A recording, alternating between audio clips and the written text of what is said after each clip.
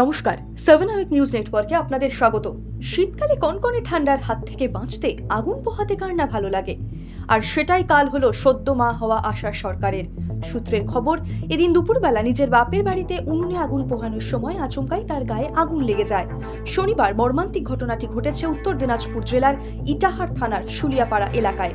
এরপর তার চিৎকার শুনে ছুটে আসেন বাড়ির অন্যান্য সদস্যরা ও তড়িঘড়ি তাকে গুরুতর অগ্নিদগ্ধ অবস্থায় ইটাহার গ্রামীণ হাসপাতালে নিয়ে যাওয়া হয়। তবে আশা দেবীর অবস্থা আশঙ্কাজনক হওয়ায় তাকে রায়গঞ্জ মেডিকেলে স্থানান্তরিত করা হয়েছে। স্বাভাবিকভাবেই চরম উদ্বেগে দিন কাটছে আশা দেবীর পরিবারে। গঙ্গাসাগর মেলা পরিদর্শনের পর 7 নিউজের মুখোমুখি হয়ে মেলা সাগরের ব্যবস্থাপনা নিয়ে কি জানালেন দমকল মন্ত্রী সুজিত বসু, শুনবো। রাজ্য সরকার এখানে খুব বড় ইনফ্রাস্ট্রাকচার এখানে করে এবং যারা তীর্থযাত্রীরা আছেন তারা এসে খুব ভালো বলেন। এটাই আমাদের বড় প্রাপ্তি। আমাদের মুখ্যমন্ত্রী সবসময় চেষ্টা করেন এই শুধু গঙ্গাসাগর বলে না, বাংলায় যতগুলো তীর্থস্থান আছে সব কটা জায়গায় উনি সুন্দরভাবে সাজিয়ে দিয়েছেন। কতটা বাধাবিঘ্ন করলো এই বছর এইবার যে গঙ্গাসাগরের সময় কেন্দ্রীয় বাহিনী যেভাবে হেনস্থা করলো? ও ঠিক আছে, ওটার উত্তর তো আমি বলেছি, জনগণ দেবে। ডুয়ার্সের লোকালয়ে অব্যাহত হাতির তাণ্ডব। স্থানীয় সূত্রে খবর, এদিন সন্ধ্যার পর ধূপগুড়ি ব্লকের গধেহারকুটি গ্রাম পঞ্চায়েতের বগরিবাড়ি এলাকার বাসিন্দারা যখন গভীর ঘুমে আচ্ছন্ন, তখন ঘন কুয়াশার মধ্যে 4টি হাতি সমগ্র এলাকা জুড়ে দাপিয়ে বেড়ায়। দাঁতালের তাণ্ডবে প্রায় 15টি বাড়ি ক্ষতিগ্রস্ত হয়েছে। পাশাপাশি হাতির হানায় প্রাণ ভয়ে পালিয়ে বাঁচেন পরিবারের সদস্যরা। রাতভর তাণ্ডব চালানোর পর ভোরের দিকে হাতিগুলি জঙ্গলে ফেরে। অন্যদিকে খবর পেয়ে ক্ষতিগ্রস্তদের বাড়ি যান স্থানীয় গ্রাম পঞ্চায়েত প্রধান বিজয় রায়। ক্ষতিগ্রস্ত পরিবারগুলিকে সাহায্যের আশ্বাসও দিয়েছেন তিনি। হাড় কাঁপানো ঠান্ডায় ঘন কুয়াশার চাদরে ঢেকেছে জলপাইগুড়ি।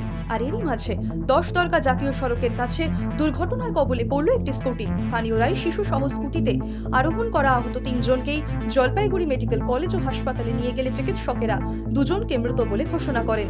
হাসপাতাল সূত্রে খবর, মৃতদের নাম পরিচয় কিছু জানা না গেলেও তাদের মধ্যে একজন শিশু ও অপরজন পুরুষ বলে জানা গিয়েছে। স্কুটিতে থাকা অপর অজ্ঞাতনামা মহিলা এই মুহূর্তে গুরুতর আহত অবস্থায় ওই হাসপাতালে চিকিৎসাধীন।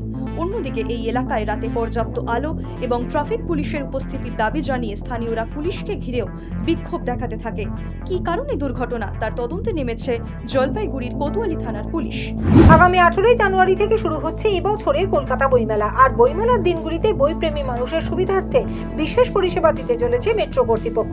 বাড়ানো হচ্ছে দৈনিক ট্রেনের সংখ্যা এবং পরিষেবার সময়ও। বইমেলা চলাকালীন সোম থেকে শনিবার পর্যন্ত মেট্রো পরিষেবা সচল থাকবে সকাল 6:55 থেকে রাত 10টা পর্যন্ত, যার মধ্যে দুপুর 2:45 থেকে রাত 9:19 পর্যন্ত 12 মিনিটের ব্যবধানে মেট্রো চলবে। আর তার মধ্যে 2টি রবিবার অর্থাৎ 21 এবং 28 জানুয়ারি ইস্ট ওয়েস্ট মেট্রো পরিষেবা দুপুর 12:55 থেকে রাত 10টা পর্যন্ত খোলা থাকবে।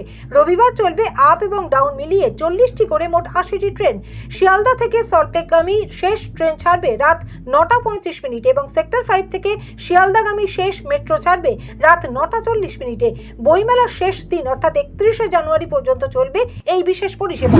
গঙ্গাসাগর তো প্রতিদিন রেকর্ড করছে, আর রেকর্ড প্রতিদিন রেকর্ড ভাঙার জন্যই রেকর্ড হয়। এবারও সে সব রেকর্ড, অতীতের সব রেকর্ড ভেঙে যাবে।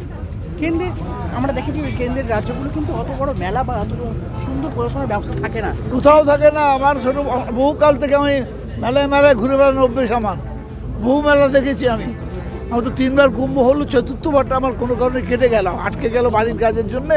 সেখানেও টিকিট করা ছিল আমার গুজরাটের কুম্ভ মেলায়। তো আমি 5টা কুম্ভ মেলা করবো, আরও 2টো করবো, কিন্তু আমি কোথাও এত ভালো অ্যারেঞ্জমেন্ট দেখিনি, কোথাও দেখি না। এই তো সমস্ত দিক থেকে প্রযুক্তি, বিজ্ঞান, মানে সরকারের প্রত্যেকটি ডিপার্টমেন্ট এখানে একদম প্রাণ ঢেলে কাজ করছে। এতগুলো মন্ত্রী কলকাতা শহর ছেড়ে এলাকা ছেড়ে এখানে বসে আছে, ভাবতে পারো?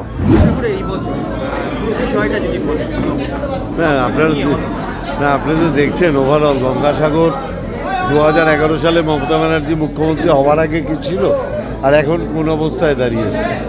আজকে অবধি মানে বিকেল 12টা অবধি যা রিপোর্ট, প্রায় 65 লক্ষ মানুষ এসছে। তাদের জন্য সুবন্দোবস্ত করা এটা একটা উল্লেখযোগ্য পদক্ষেপ। আপনি একটাও মানুষ দেখাতে পারবেন না যে একটা অভিযোগ করছে।